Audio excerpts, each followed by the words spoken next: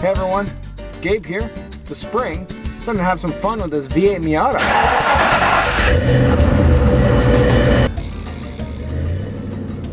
Now it's been a little while since I showcased this car in one of my videos, and I thought it would be good to give a little update on where I'm at, where the car's at, how things are going.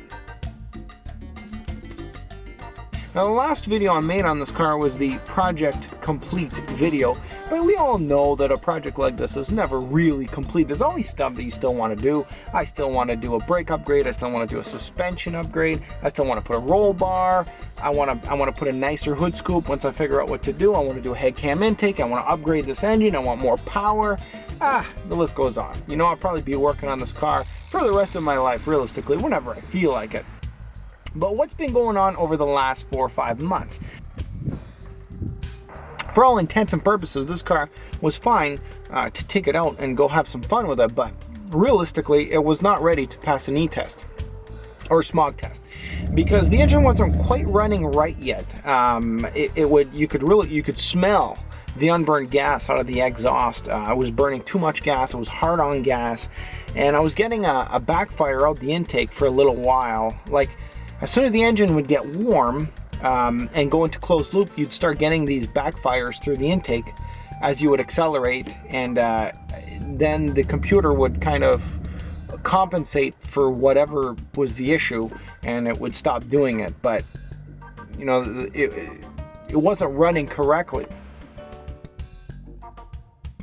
For those that don't know, engine diagnostics pretty much come in 2 different flavors. There's OBD2 and OBD1. OBD1 is basically the predecessor to OBD2.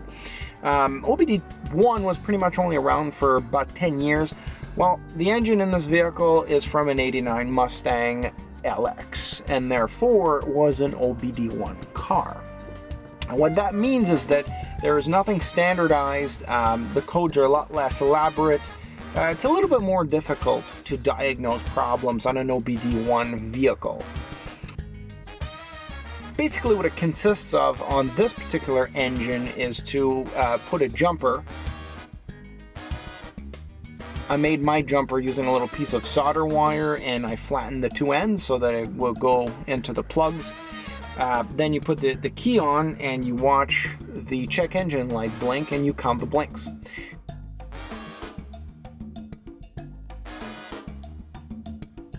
And basically by sitting in the car for about 5 minutes counting blinks and writing them down on a piece of paper, that's how you get your codes.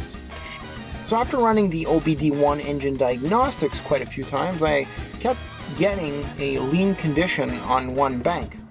I quickly realized that certainly was caused by the same issue that was creating those engine backfires and that was causing the engine to not run correctly.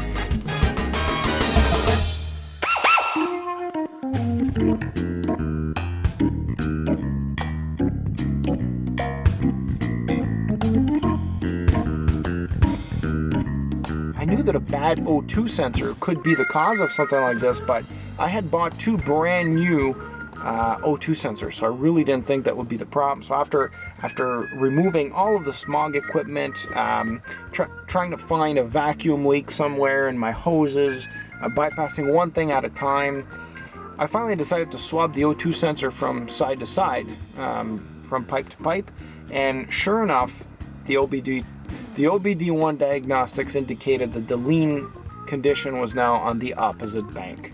So I realized the O2 sensor was the problem the whole time. I bought another one and everything's been working good since. Over the last months, I've also done a lot of minor adjustments and tweaks. Anybody that's actually built a Ford 5-liter Miata knows that the clutch can be very annoying to adjust correctly. The adjustment is incredibly delicate and sensitive. A little too far on one side and you can't change gears. A little too far on the other side and the car doesn't move. The clutch just slips.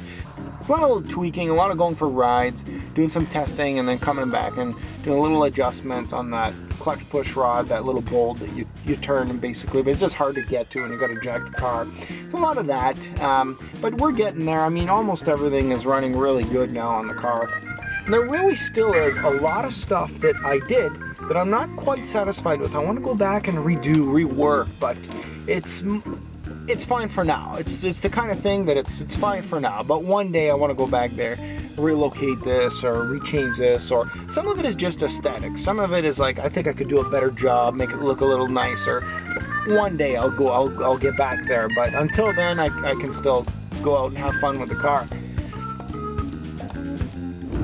Outside of that, the car's been such a blast. It's been so much fun. You know, Miatas just have such a character to them, which I think is kind of what makes a lot of people fall in love with it.